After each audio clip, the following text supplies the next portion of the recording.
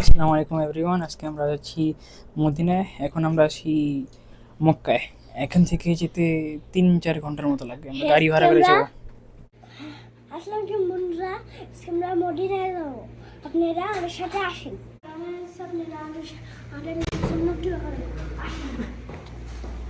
আমরা এখন বাসা থেকে বের হয়ে গেছি, আমরা গাড়ির দিক যাচ্ছি। গাড়ি গেছে। আপনারা আমাদের জন্য দোয়া করেন। আমরা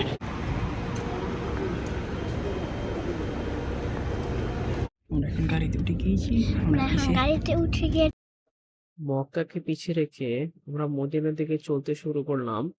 মক্কা থেকে মদিনা প্রায় 450 কিলোমিটারের মতো, যেখানে যেতে 4 ঘন্টার মতো লাগে।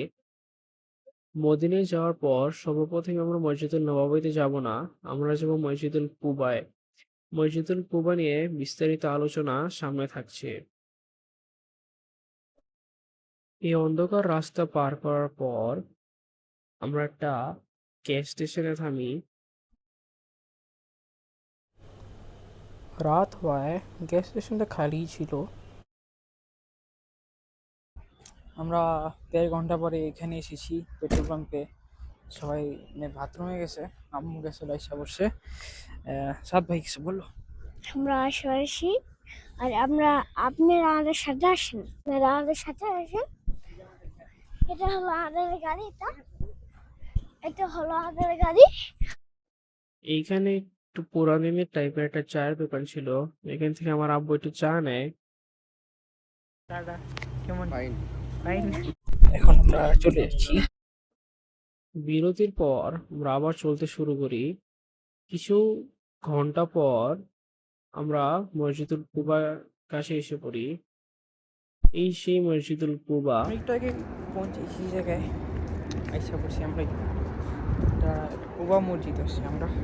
ঠান্ডা অনেক বেশি, খারাপ। মক্কায় তো ঠান্ডা নেই, যেখানে ঠান্ডা। এই যে কুবা মসজিদ।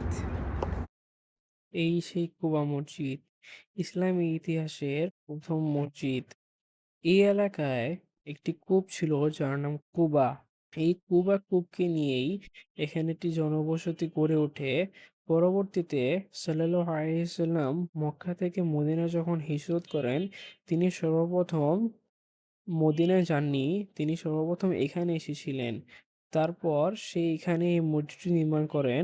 পরে এই মসজিদটির নামও কুবা রাখা হয়। আমরা এখানে 8টার দিকে পৌঁছেছিলাম।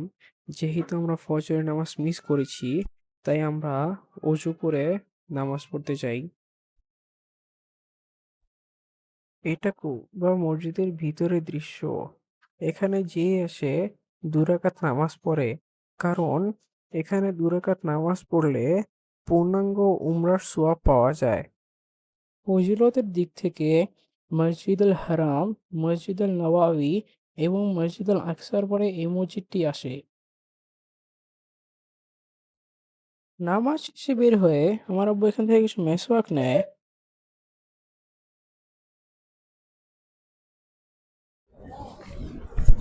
এই যে এইগুলা ছাতা টাইপের, এগুলা খুব রোদ হলে খুলে দেয়। আর এই যে এখানে কোরআন রাখা হয় ছোট ছোট বক্সে, কাফিরগুলো বিছিয়ে দেওয়া হয়। যেহেতু আমরা খুব সকালে গিয়েছিলাম, তাই এখানে সানরাইজ হচ্ছিল, যা খুবই সুন্দর লাগছিল। আর যেমনটা আপনারা দেখতে পাচ্ছেন, মসজিদের ওপরেও খুব সুন্দর কবুতর উড়ছিল। তখন তো বেশি কথা বলতে পারিনি, সবাই আমার রেখে চলে যেতেছিল। তো আমাদের আসতে প্রায় 4.5 ঘন্টার মতো লাগছে। আর এসে ভালোই লাগতেছে, সেই ঠান্ডা এই জায়গায়। মক্কায় তো ঠান্ডা না। আমি সূর্যের সাথে একটা ছবি তুলছি। ওই যে এখানে যে সূর্য, আর আপনারা আমাদের সাথে আসেন। এই জায়গায় কূপকে ঘিরে একটা সুন্দর জায়গা বানানো ছিল, যেখানের ভিতরটা আপনাদের একটু পরে দেখাবো। ভিতরে যাওয়ার আগে এইখান থেকে আমরা টিকিট নেই। আমরা ভিতরে ঢুকে গেলাম, আর ভিতরে ঢুকেই খুব সুন্দর পরিবেশ, জায়গাটা প্রণালীদের মতো। আর এই সেই কূপ। এখানে খুব সুন্দর পানি যাওয়ার রাস্তা ছিল। আর আমরা এখানে ঘুরতে ঘুরতে এই লোক আমাদের বলে যে ভিতরে কূপের পানি খাওয়ার ব্যবস্থা আছে।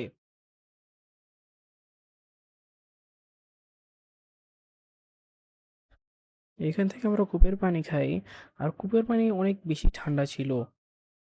এই জায়গায় পানি যেতেছে খুব সুন্দর, এই জায়গায় পানি যাচ্ছে, এই খুবই সুন্দর জায়গা। আসো, বলো, আমরা কেমন লাগতেছে? মধ্যে এসেছি, অনেক ভালো লাগছে। কুয়ার আমরা পানি খেয়েছি কুয়ার, আর ঠান্ডা আমরা ছিল। ঠান্ডা ছিল। আর এখন আমরা ইয়ে দেখাবো, আর এই জায়গাটা দেখাবো। আসেন আসেন।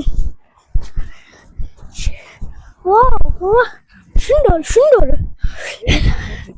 হ্যালো হ্যালো গাইস, আমরা ভালো আছি। খেজুরের দোকান আছে, কিন্তু আসলে এটা মনে হয় বন্ধ, কারণ এখানে কোনো মানুষ নেই।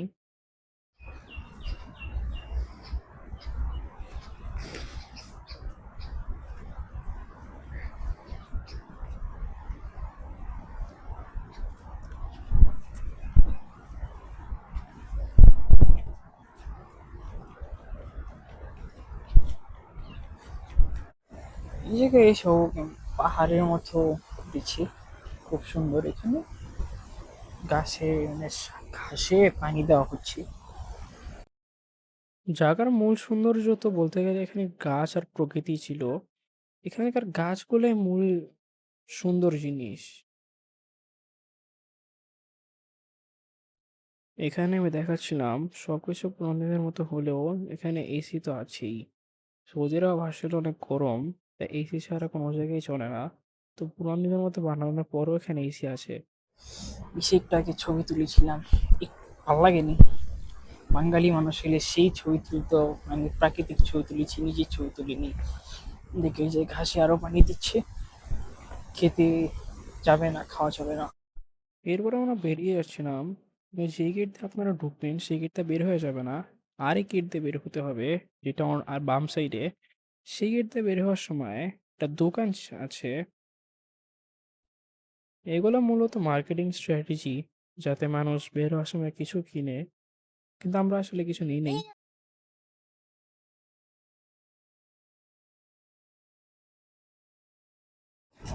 এটা ওই জায়গায় অন্য সাইড, এর পুরাটা এখন বানানো হয়নি, কাজ চলছে।